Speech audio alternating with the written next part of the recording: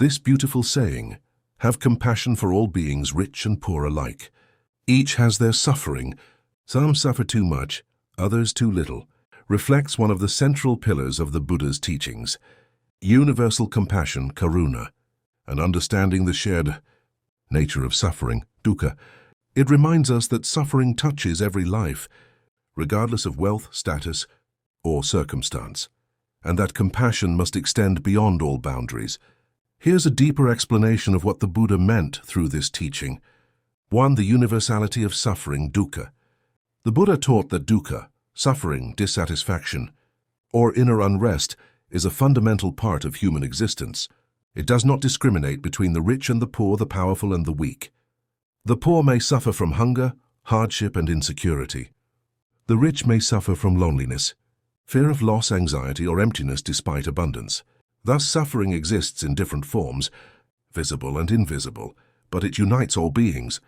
Recognizing this truth dissolves arrogance, envy, and judgment, leading us toward empathy and kindness.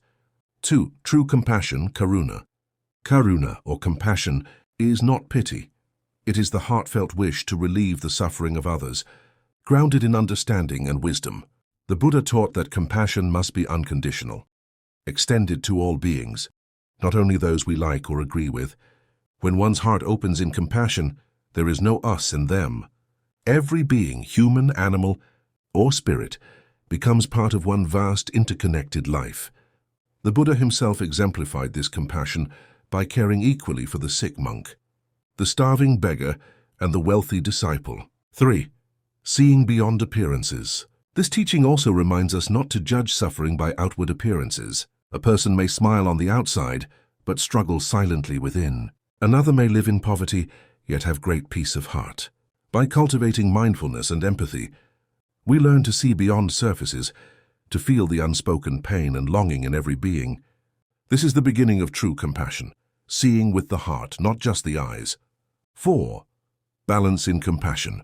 The line, "Some suffer too much, others too little," also reflects the Buddha's understanding of balance.